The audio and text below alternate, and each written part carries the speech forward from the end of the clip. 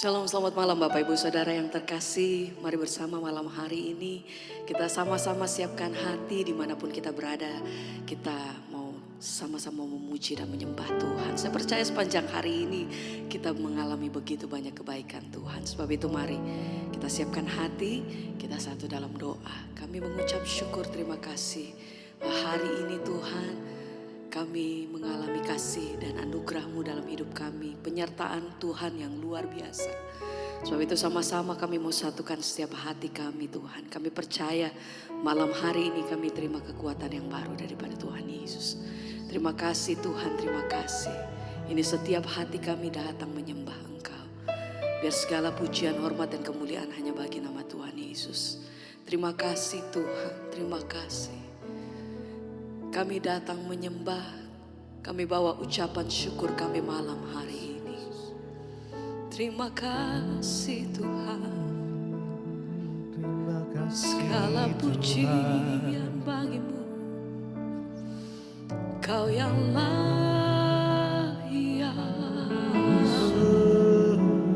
Mari bawa hatimu malam hari ini. Kami datang merendahkan diri di hadapan Engkau Tuhan. Hadirat-Mu itu yang menjamah setiap kami. Hadirat-Mu itu yang menyembuhkan setiap kami. Hadirat-Mu yang memberi kami kekuatan yang baru. Hadirat-Mu itu yang menghibur setiap kami Tuhan. Apapun yang kami hadapi hari-hari ini, satu hal yang kami percaya, bahwa Engkau yang menjadi kekuatan kami Tuhan. Engkau yang menjadi kota benteng setiap kami. Tuhan yang menjadi perlindungan hidup kami. Terima kasih ya Tuhan.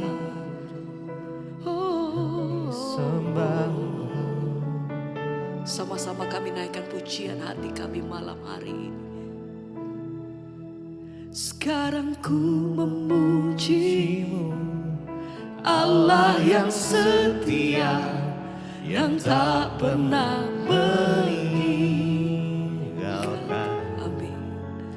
Perbuatan tangan, sekarang ku menyembah-Mu, Allah yang mulia, sempurnakan segenap hidupku,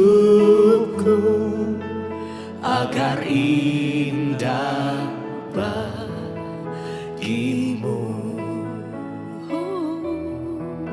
Sekarang ku memuji Allah yang setia, yang tak pernah meninggalkan.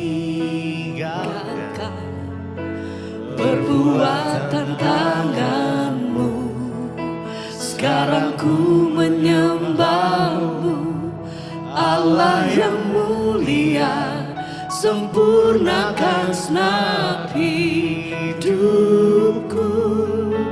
agar indah bagimu. Mari semua pemuji nama Tuhan nyatakan, sekarang ku memuji-Mu, Allah yang setia, yang tak pernah meninggalkan. Perbuatan tangan-Mu, sekarang ku menyembah-Mu, Allah yang mulia, sempurnakan segenap hidupku,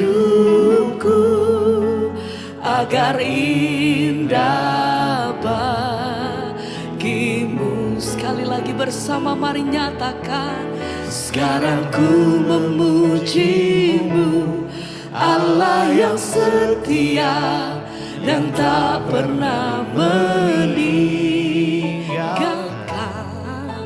Perbuatan tangan-Mu, sekarang ku menyembah-Mu, Allah yang mulia, sempurnakan segenap hidupku, agar indah bagimu.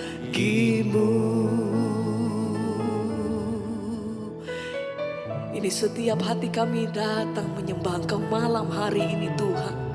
Kami Kami bawa pujian dan penghormatan syukur kami. Terima kasih buat setiap kasih karunia-Mu. Terima kasih untuk pertolongan demi pertolongan yang kami terima. Terima kasih untuk kekuatan yang Tuhan berikan setiap hari buat hidup kami. Terima kasih kalau setiap hari kami melihat penyertaan-Mu luar biasa Bapa. Segala pujian syukur kami malam hari ini. Kami bawa setiap hati kami datang. Lebih sungguh kami menyembah. Ini hati kami malam hari ini ya Tuhan. Ini pujian syukur kami yang terbaik bagi-Mu. Mari naikkan pujian-Mu lebih lagi bersama-sama. Mari naikkan hati-Mu.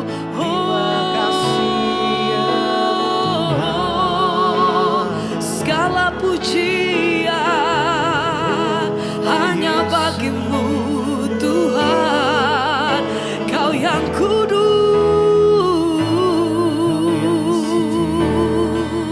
Sekarang ku memuji-Mu, Allah yang setia, yang tak pernah meninggalkan. Amin. Perbuatan tangan. Sekarang kami menyembah. Sekarang menyembah. Selama kami hidup, selagi kami ada, kami mau naikkan pujian hati kami. Kami mau nyatakan bahwa satu-satunya yang kami sembah dalam hidup kami hanya Yesus, hanya Yesus. Sekarang ku memuji, kami bersyukur, terima kasih Tuhan setia, yang tak pernah meninggalkan.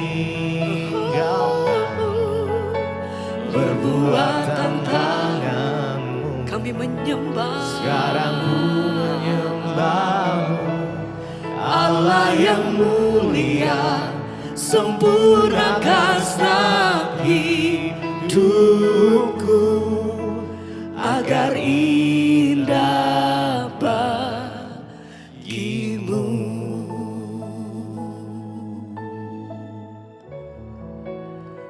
Layak Engkau Tuhan.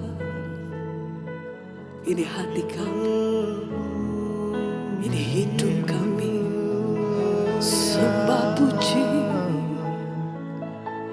yang kudus Engkau, hanya bagi-Mu Tuhan. Layak disembah. Kami sembah Engkau selama-lamanya Tuhan Yesus.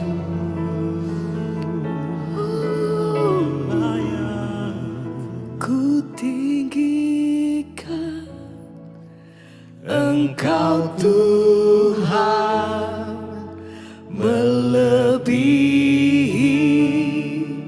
segalanya,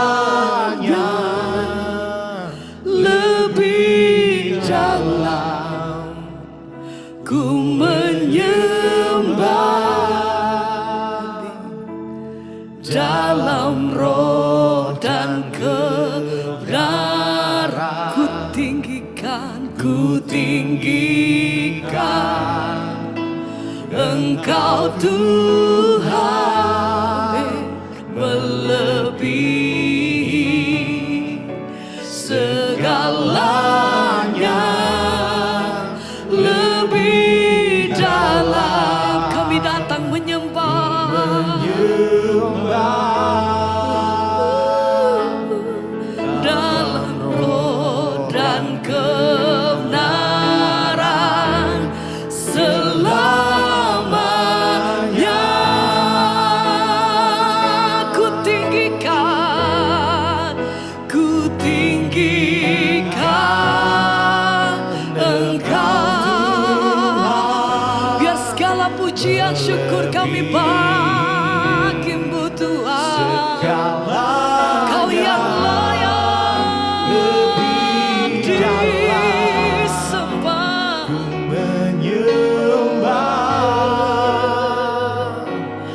dalam roh dan kebenaran. Ku tinggikan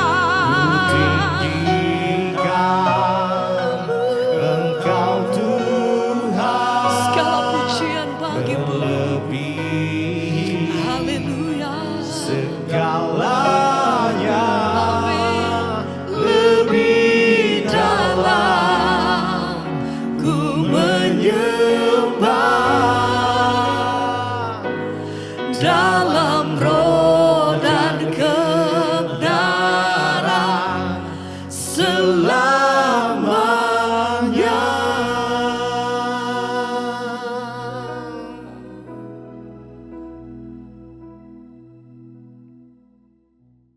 Segala pujian, hormat, kemuliaan hanya bagi Engkau Tuhan yang kami sembah, Tuhan yang kami percayai. Engkau tidak pernah gagal dalam rencana-Mu atas hidup kami Tuhan. Karena itu ajar kami boleh selaras dengan kehendak Tuhan dalam hidup ini, supaya apa yang sudah Tuhan rencanakan dalam hidup kami boleh terlaksana. Ajar kami mengenal Engkau lebih lagi Tuhan. Ajar kami untuk lebih dalam lagi membangun hubungan yang intim dengan Tuhan. Karena kami percaya pengenalan yang benar akan Tuhan akan membawa kami menemukan semua tujuan Tuhan dalam hidup kami. Terima kasih Bapa, urapi hamba yang tidak ada apa-apanya, urapi setiap kami. Dalam nama Tuhan Yesus yang percaya Tuhan di tengah kita, memberkati kita, katakan bersama, amin. Tepuk tangan buat Tuhan Yesus saudara. Silakan duduk. Berapa banyak yang percaya bahwa Tuhan tidak pernah gagal rencananya atas hidup kita? Iya, Tuhan memang tidak pernah gagal, tapi yang bisa menggagalkan rencana Tuhan itu siapa? Ya, kita. Dan ya memang selalu begitu. Kenapa rencana Tuhan tidak terjadi atas hidup kita, atas hidup manusia? Ya karena manusianya yang menggagalkannya. Saya difoto dulu ya, sudah ya.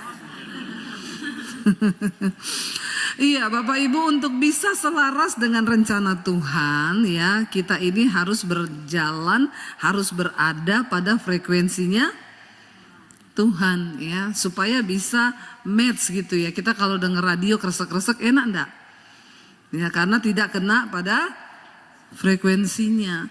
Lah supaya kita bisa satu jalan, satu arah, satu frekuensi dengan Tuhan, tentunya itu tidak datang begitu saja saudara. Nggak mungkin kita cuma Kristen yang tiap minggu ke gereja toh, ya terus kita langsung ngerti gitu rencana Tuhan.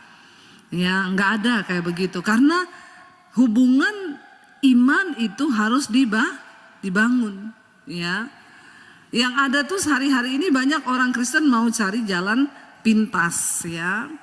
Kalau mau menikah, kenalan, datang sama saya Bu Debi. Doakan ya, kapan ibu ada waktu? Kenapa? Saya mau kenalin pacar saya sama ibu. Terus ya ibu bisa lihat, bisa timbang apakah dia dari Tuhan atau bukan. Ya, terus dia pikir nanti jangan salah ada yang bawa sama Pastor Yosua, tolong Pak ini dilihat ya. Jadi kita kalau dibawa begitu, iya bawa ke sini aja. Nanti kalau saya ketemu dia saya bilang, tatap mata saya. Dipikir pendeta itu dukun. Enggak ada satu orang pun yang bisa tahu rencana Tuhan atas hidup kita selain kita dengan Tuhan dong. Karena rencana Tuhan nggak bisa diwakili. Ya, enggak bisa.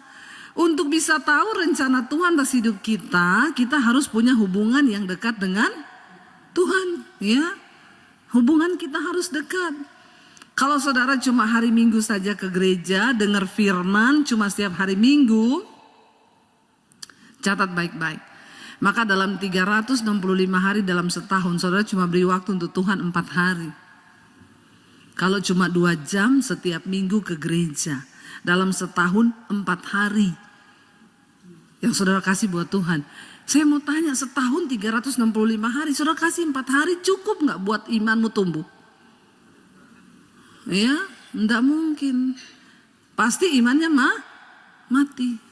Lihat kanan kirimu, mati enggak? Ya, iya, karena kebanyakan orang Kristen begitu.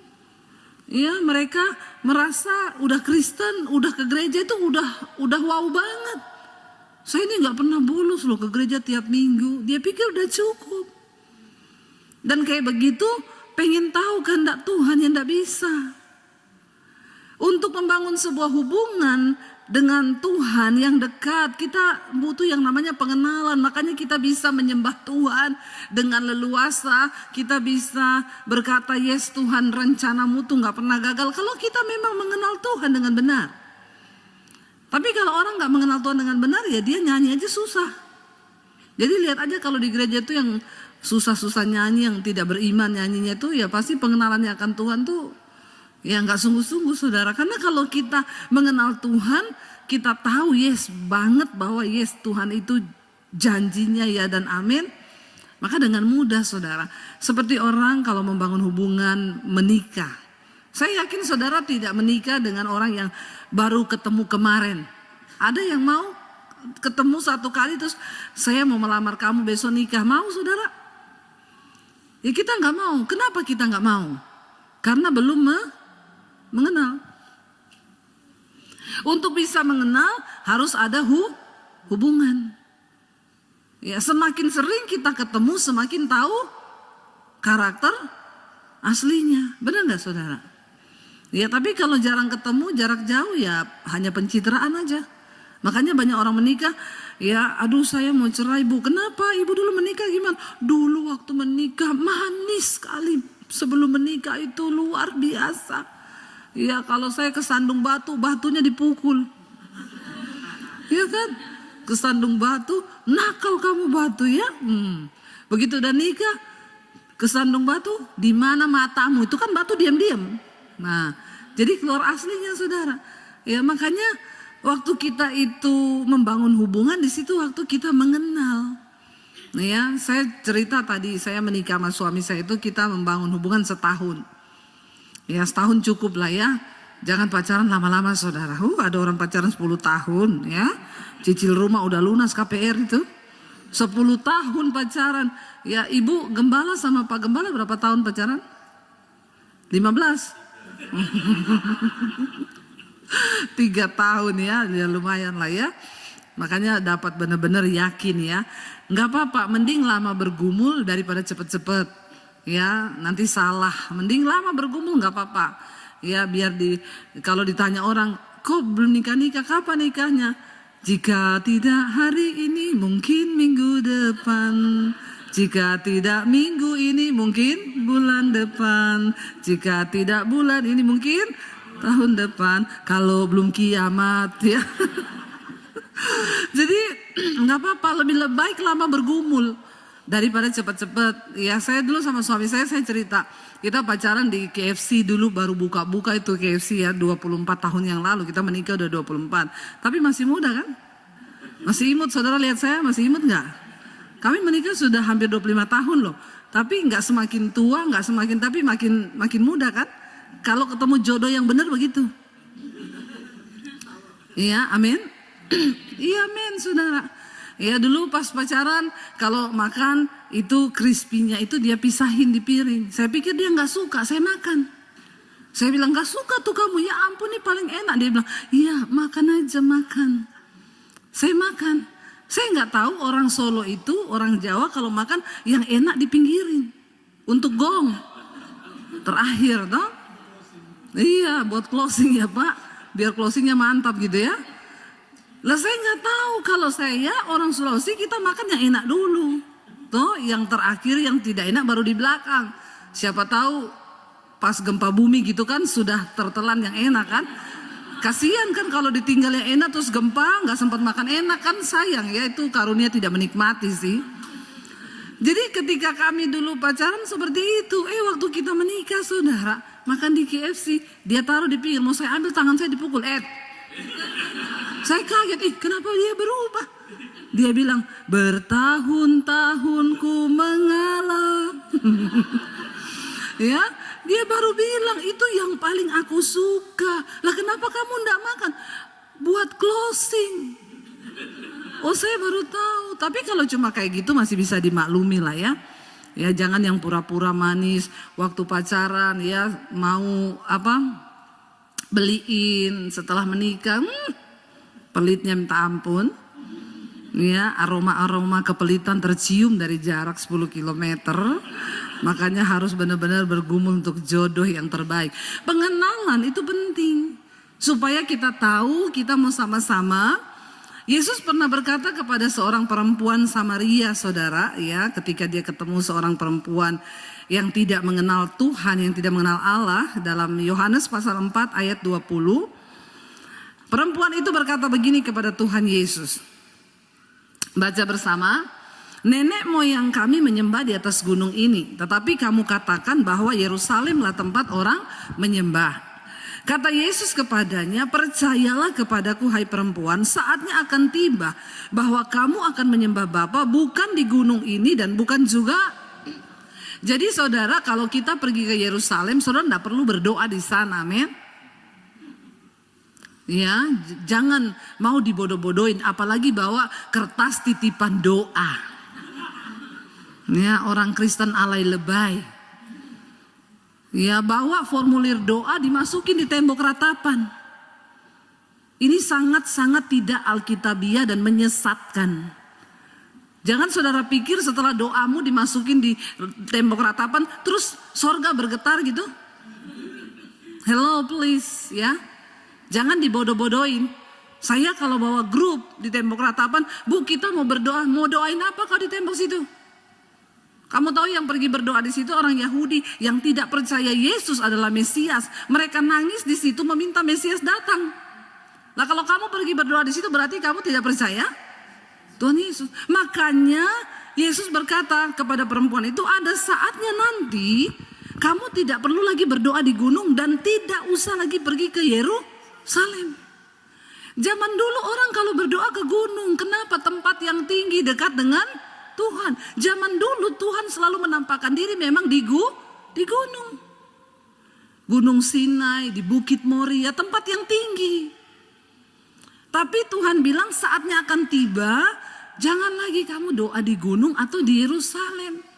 Makanya orang kadang tanya, Bu ibu kan sering bolak-balik ke Yerusalem ya. Kalau ke Yerusalem itu Bu, di tempat mana yang paling bergetar ibu berdoa?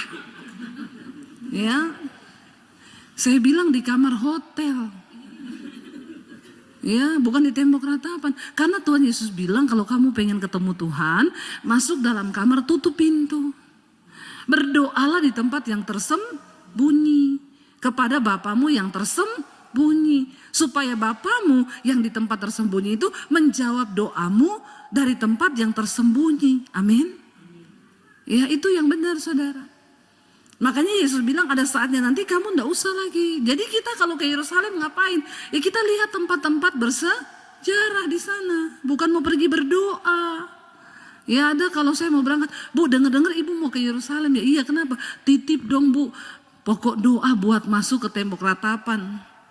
Saya bilang ndak usah titip pokok doa, titip amplop aja. Ya toh? Begitu kan? Ngapain titip-titip doa? Nggak usah saudara. Lalu Yesus berkata kepada perempuan ini ayat 22, kamu menyembah apa yang tidak kamu kenal. Kami menyembah apa yang kami kenal, sebab keselamatan datang dari bangsa Yahudi. Penyembahan bicara tentang pengenalan. Bagaimana mungkin kita menyembah sesuatu yang tidak kita kenal? Lucu kalau ada orang Kristen ke gereja bolak-balik tiap minggu, tapi mereka nggak kenal Tuhan. Nggak kenal sifat-sifat Tuhan, nggak kenal apa maunya Tuhan, apa yang dia suka, apa yang dia benci, kamu nggak tahu. Kalau saya menikah dengan suami saya, terus saya nggak ngerti-ngerti suami saya, kalau ke KFC saya ambil terus tuh crispy, bisa cerai kita. Benar nggak saudara? Ya sekarang ini perkara-perkara sederhana bisa bikin orang cerai loh. Ya, masalah uang bisa bikin orang cerai karena tidak ada saling mengerti, saling memahami. Saya dulu waktu di Palu, setelah saya diusir dari rumah, saya terima Tuhan Yesus, saya nginep di kos-kosan, numpang di Palu. Waktu itu saya doa pagi, surah jam 5 saya bangun. Saya doa pagi, terserah yang mau ikut siapa, yang gak mau ikut juga gak apa-apa. Dari situ anak-anak kos itu mulai ikut doa pagi. Yang Kristen-Kristen ikut doa pagi. Dan ketika kami rutin cari Tuhan pagi itu, ya di situ kami mulai dipenuhi karunia-karunia roh. Ada yang karunia bernubuat, ada yang penglihatan, ada yang macam-macam saudara. Ya, dan saya melihat Tuhan bekerja luar biasa. Satu kali ada seorang anak kos yang bernubuat untuk saya pada waktu lagi berdoa. Dia bilang begini, aku akan mengangkat engkau satu saat menjadi gembala atas domba-dombaku. Kenapa aku memilih engkau? Karena engkau bukan hanya peka mendengar suaraku, tapi engkau mengenal isi hatiku. Dan hari ini saya lihat terjadi saudara. Tuhan percayakan sekarang saya banyak domba-domba. Saya nggak jadi gembala seperti Pak Yosua ya. Saya jadi gembala di YouTube. Ya hampir 900.000, tahun ini 1 juta lah jemaat saya di YouTube. Amin. Dan itu terjadi. Tapi saya mulai mencoba mengerti. Tuhan bilang karena engkau bukan hanya peka mendengar suaraku, tapi engkau mengenal isi hatiku. Ternyata mendengar suara Tuhan itu tidak sedalam dengan kita mengerti isi hati Tuhan. Nah, orang Kristen sekarang dengar suara Tuhan aja kagak, apalagi mengerti hati Tuhan. Jadi bedanya itu begini, kalau saya mengenal suara suami saya, dia pulang nih ya, dia teriak, sore, saya tahu ini suamiku, dia tidak bisa bohong karena aku kenal suaranya. Tapi sejak kami menikah, membangun hubungan ya sama-sama terus, saya jadi mengerti isi hatinya.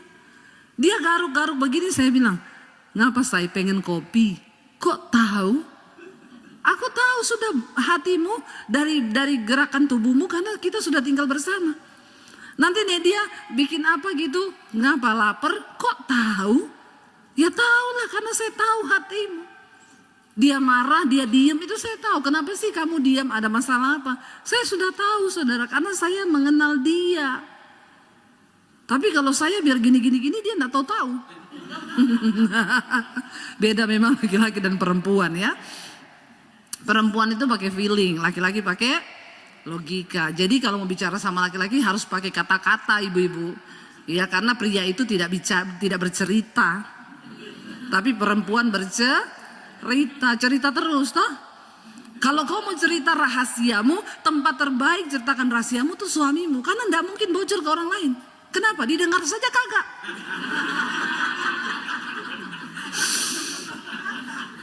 Haleluya ya. Enggak lah didengar lah saudara ya. Tapi beda memang ya. Nah ketika kita membangun hubungan sama Tuhan, kita bukan hanya bisa mendengar suara Tuhan, kita ngerti hati Tuhan. Dan ini goalnya loh menjadi Kristen. Kalau kita bangun hubungan intim dengan Tuhan, kita ngerti apa maunya Tuhan. Waktu kita jadi orang Kristen yang ngerti maunya Tuhan, wow enggak? 3 kali. Itu baru benar. Kita ngerti kehendak Tuhan, kita ngerti hati Tuhan. Tuhan belum suruh kita sudah bikin. Wow, kita nih jadi anak yang menyenangkan enggak? Kalau kau punya anak, anakmu belum kau suruh, dia sudah bikin, senang enggak kau? Ya, dia nggak minta apapun kau kasih toh. Benar nggak? Kalau anak kita menyenangkan kita, kira-kira dia minta kasih enggak saudara? Kasih karena anak ini dia mendapatkan hatiku. Ya, saya punya anak 3.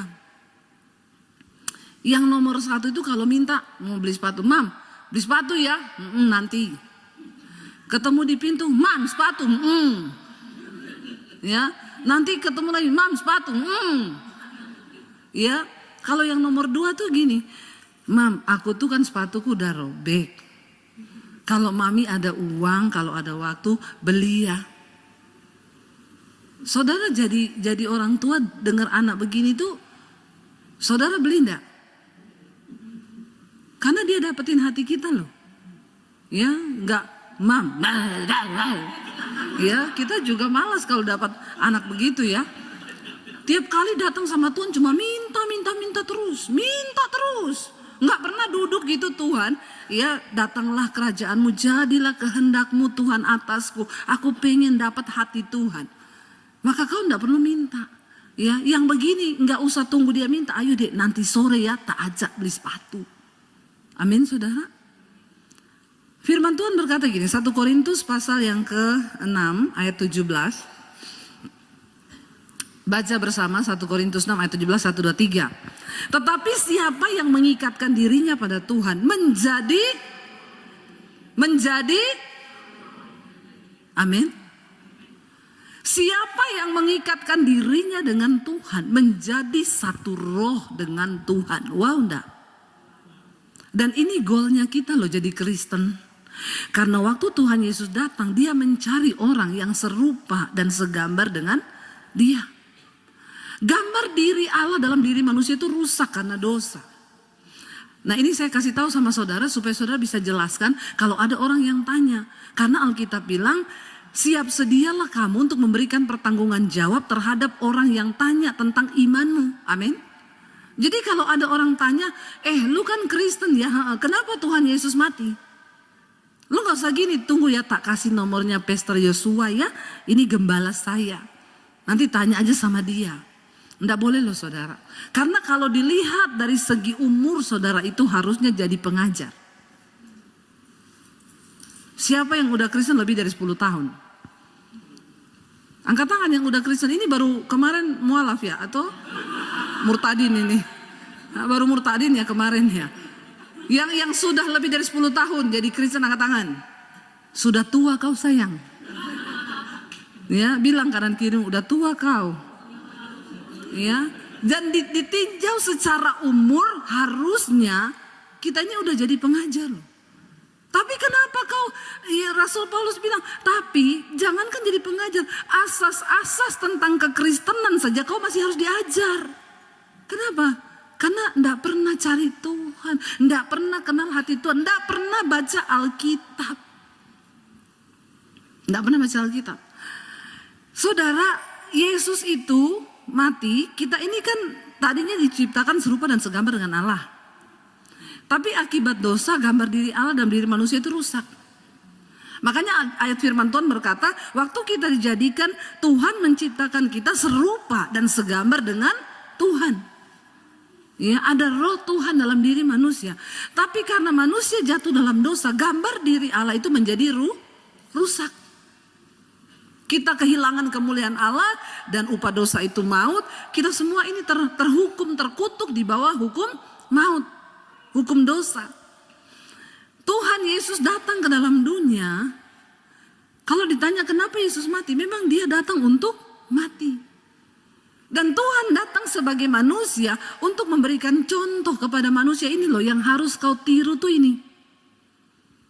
Dia datang sebagai manusia.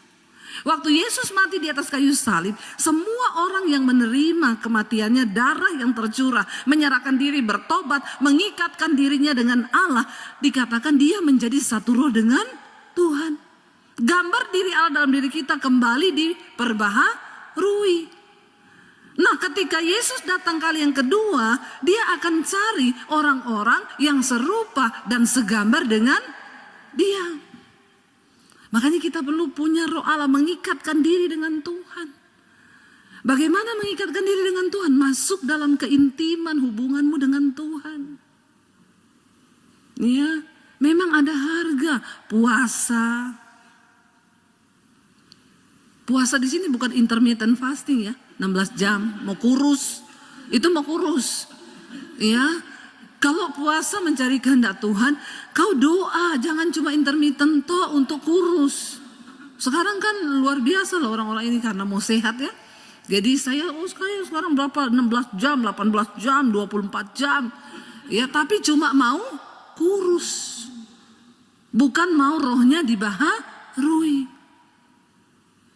Bagus saudara mau kurus, bagus. Sehat itu bagus, tapi itu bukan jaminan umur panjang. Kau nge-gym bagus, tapi itu bukan rahasia umur panjang, bukan. Kau nge-gym tidak akan menambah 1 jam dari hidupmu. Enggak. Karena hidup mati kita tuh di tangan Tuhan. Ya, kalau orang olahraga terus nambah, saya pernah protes tuh ada satu coach ya terkenal di Instagram. Dia bilang gini, 1 jam Anda berolahraga menambah umurmu 5 menit. Oh langsung saya masuk. Jangan sombong kau. Biar dia coach terkenal enggak masalah, saya ini hamba Tuhan yang harus meluruskan firman Tuhan. Enggak peduli saya. Jangan sombong, manusia enggak bisa tambah umur 5 menit sekalipun. Karena hidup matimu tuh di tangan Tuhan. Kau sudah lihat tuh atlet gym mati ketiban alat berat. Di gym toh. Mati ketiban alat gym toh. Patah leher, ya enggak? Ya itu sudah nambah berapa jam itu dia olahraga tiap hari. Nambah berapa menit itu umurnya itu coba. Kalau 1 jam 5 menit, dia seumur hidup itu sudah gym terus, berarti udah nambah berapa menit. Tapi buktinya masih muda mati. Nggak boleh sombong, karena hidup ini di tangan Tuhan. Saudara mau makan putih telur 2 pagi hari, dada ayam 500 gram siang hari, bagus. Tapi itu bukan untuk umur panjang, cuma untuk hidup jangan salah loh ya. Nanti kita jadi orang yang takabur. Kita pikir karena kita mau umur panjang, makan sehat. Jangan percaya itu. Jangan. Kalau kau percaya itu berarti kau tidak mengiyakan kuasa Tuhan atas hidupmu. Ayo kita membangun hubungan yang intim dengan Tuhan supaya kita ini bersatu dengan Tuhan. Kapanpun kita mati nggak masalah. Karena kita sudah mengikatkan diri dengan Tuhan, kita jadi satu roh dengan Tuhan. Kita layak untuk masuk dalam kerajaan surga. Lalu apa keuntungannya kalau kita ini saudara mengikatkan diri dengan Tuhan, membangun hubungan yang intim dengan Tuhan? Ya, ayat yang ke Mazmur 118 ayat 5 berkata begini. 1, 2, 3. Dalam kesesakan aku telah berseru kepada Tuhan. Tuhan telah menjawab aku dengan memberi kelegaan. Orang-orang yang intim dengan Tuhan, ketika engkau ada masalah, engkau tidak perlu telepon Pak Yosua, engkau nggak perlu cari Debbie Basir. Waktu engkau ada dalam masalah, kau cukup datang kepada Tuhan, masuk kamar, tutup pintu, berseru kepada Tuhan. Iya, berseru. Dan ayat ini berkata, Tuhan menjawab aku dengan memberi kelegaan. Seringkali hal yang paling kita butuhkan dalam hidup kita tuh bukan jawaban doa, tapi kelegaan. Tuhan mungkin tidak memberi yang kita minta, tapi engkau diberi kelegaan, itu sudah satu kemenangan yang begitu luar biasa. Kenapa orang bunuh diri? Kenapa orang mengakhiri hidupnya? Kenapa? Karena mereka itu tertekan, tidak ada kelegaan dalam dirinya. Nah, orang yang punya hubungan dekat dengan Tuhan, apa-apa cari Tuhan, ada masalah datang sama Tuhan, duduk di kaki Tuhan. Engkau bisa menikmati kelegaan yang dari Tuhan. Orang biar punya uang banyak saudara, kalau hidupnya stres, tertekan buat apa? Kita bersyukur mengenal Yesus sebagai Tuhan. Tadi Yesus bilang kamu menyembah yang tidak kamu kenal, kami menyembah yang kami kenal. Kita mengenal Tuhan lewat Yesus Kristus. Kita bersyukur jadi orang Kristen, kita punya Tuhan, ada namanya, ada fotonya, amin. Benar saudara. Loh itu perlu kita syukuri loh. Ada namanya Yesus, ada fotonya. Karena manusia itu menginginkan gambaran. Iya. Dulu saya waktu belum percaya Yesus, saya kalau mau berdoa saya sulit membayangkan muka Tuhan itu seperti apa. Karena kan kita lebih suka berdoa ada gambaran gitu ya. Dulu saya mencari wajah Tuhan tuh kayak apa, karena saya tidak menemui, kadang yang muncul bayangan hitam besar nggak jadi doa, saya lari keluar, takut saya. Ya, kita bersyukur kita punya Tuhan, ada namanya, ada fotonya. Beberapa orang yang pernah ketemu Tuhan yang bukan Kristen, saya tanya, kenapa kamu yakin yang datang sama kamu itu Tuhan Yesus? Soalnya kayak yang di foto-foto ibu itu bu, pakai jubah putih, bajunya bercahaya, mukanya bercahaya, seperti yang di foto-fotonya orang Kristen itu, Tuhan Yesus. Jadi kita bersyukur loh, kita punya Tuhan yang jelas, amin. Bukan yang bayang-bayang. Berseru kepada namanya. Ketika engkau ada masalah, masuk di kamar, tutup pintu. Berseru kepada Yesus. Dan dikatakan dia akan beri kita kelegaan. Ya, lega saudara. Itu yang sangat dibutuhkan oleh manusia. Kita lihat lagi satu ayat, ya, Mazmur 25 ayat 14. Waktu kau punya hubungan intim dengan Tuhan, melekat dengan Tuhan, apa yang akan kita alami, apa yang kita dapatkan? Ayat baca bersama, Tuhan bergaul karib dengan orang yang takut akan Dia, dan perjanjiannya diberitahukannya kepada mereka. Waktu kita intim dengan Tuhan, ayat ini bilang Tuhan tuh bergaul karib dengan orang yang takut akan Tuhan. Artinya kita ini dikatakan menjadi sahabatnya Tuhan. Menjadi sahabat Tuhan, wow enggak? Saudara mau jadi sahabat karibnya Tuhan? Ya mau dong saudara. Dan kalau kita jadi sahabatnya Tuhan, dikatakan Tuhan akan kasih tahu jalan-jalannya, perjanjiannya, rencananya. Ya kita ini jadi tempat curhatnya Tuhan. Asal kita mau hidup takut akan Tuhan. Kita kalau mau cari sahabat aja manusia, kita kan pasti punya kriteria dong. Nggak mungkin lah kita baru ketemu orang terus, aku mau curhat ya sama kamu, tahu nggak rumah tanggaku itu begini-begini, nggak mungkin lah ya. Kita curhat sama orang yang paling kita kenal dan kita percaya untuk menjadi sahabat, tempat curahan hati. Kalau ditanya Bu Debbie itu ada sahabat? Nggak ada, sahabat saya cuma satu, suami saya. Suami saya juga sahabatnya ya saya. Tempat curhat saya ya dia, nggak ada yang lain. Saudara, ketika kita ini menjadi sahabatnya Tuhan, Tuhan juga curhat tentang rencananya sama kita. Dia kasih tahu perjanjiannya, dia kasih tahu jalan-jalannya. Dan itu wow banget kan? Waktu Tuhan jadi sahabat kita, jadi sahabatnya Tuhan itu kan sesuatu yang luar biasa banget kan? Iya nggak saudara? Iya. Tapi ada syaratnya. Ini sudah jam terakhir loh. Sudah jam terakhir loh. Nggak usah terlalu terpatok dengan waktu ya saudara ya. Sudah jam terakhir juga maju dia ya. Haleluya, nggak apa-apa, cuekin aja dulu mereka. Tapi nggak bisa sembarangan juga jadi sahabatnya Tuhan. Kadang kita terlalu gampang ngomong kita ini sahabat Tuhan. Ya, apalagi kalau nyanyi di gereja tuh, I am a friend of God, I am a friend of God, I am a friend of God, He calls me friend. Malaikat bilang pret. Nggak sembarang orang jadi sahabat Tuhan. Kita harus hidup takut akan Tuhan, bergaul intim dengan Tuhan. Barulah kita layak menjadi sahabat Tuhan. Maka Tuhan kasih tahu rencananya. Saya bersyukur ketika pandemi mau terjadi 2018 Tuhan bicara sama saya, cepat ambil alih dunia media untuk Injil. Makanya saya cepat-cepat masuk ke YouTube itu 2018. Kita enggak tahu kalau 2020 akan terjadi pandemi kan. Tapi Tuhan kasih tahu rencananya sama orang-orang yang mau bergaul karib dengan dia, yang takut akan dia.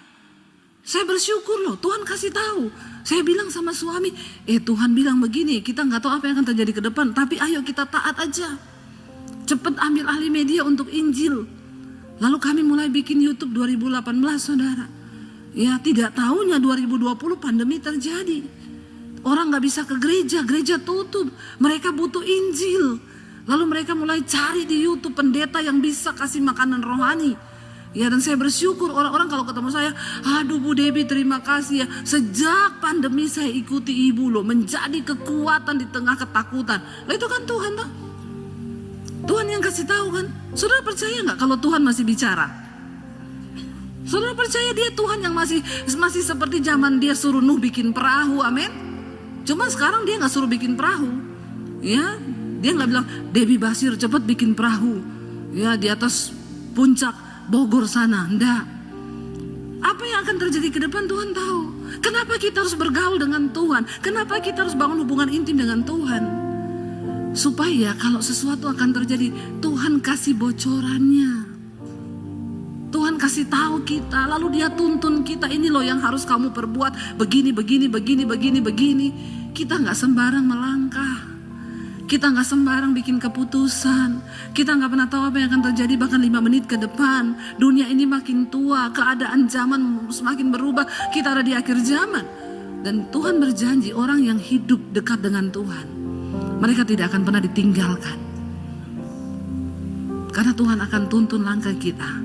Karena Tuhan akan kasih tahu jalan-jalannya kepada kita, rencananya kepada saudara dan saya. Amin. Biarlah keinginan rindu hati kita cuma satu, kita mau bilang Tuhan, kami ingin mengenal Engkau lebih dalam lagi. Bangkit berdiri bersama saudara. Terima kasih Tuhan. Terima kasih Yesus. Kita mau bilang pada Tuhan sore ini, kami rindu Tuhan mengenal Engkau lebih dalam lagi.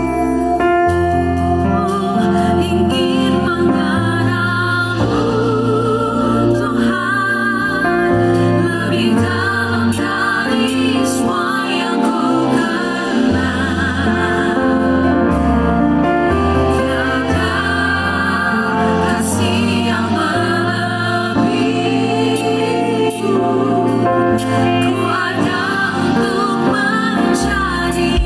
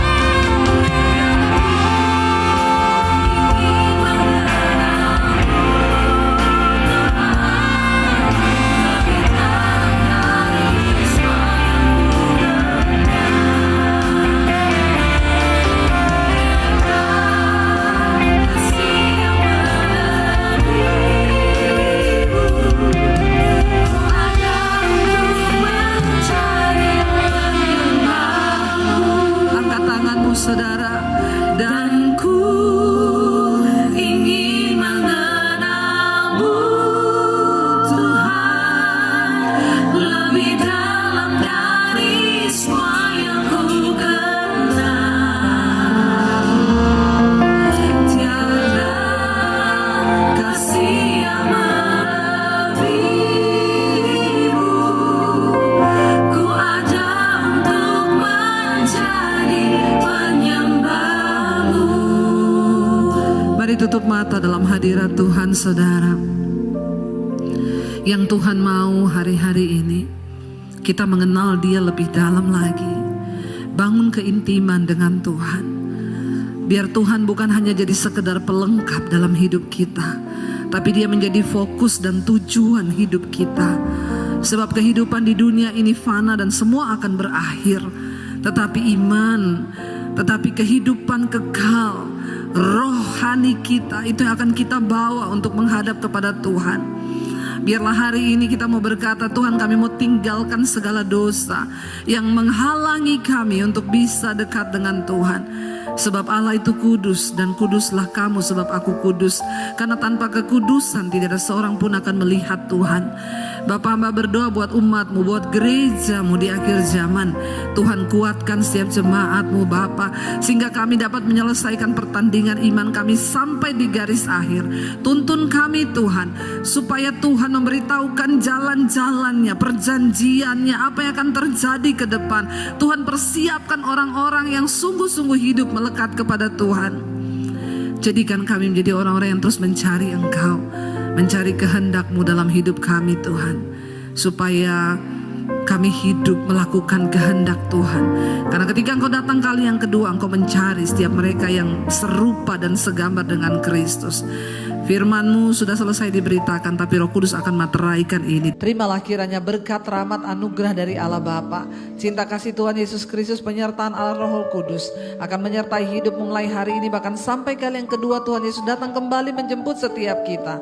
Nama kita tercatat di dalam kitab kehidupan. Di dalam nama Yesus sama-sama katakan amin.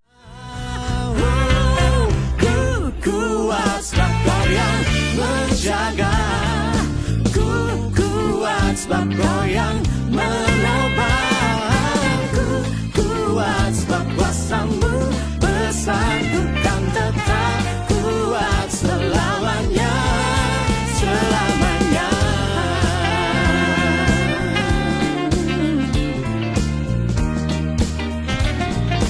Ku kan kuat selamanya.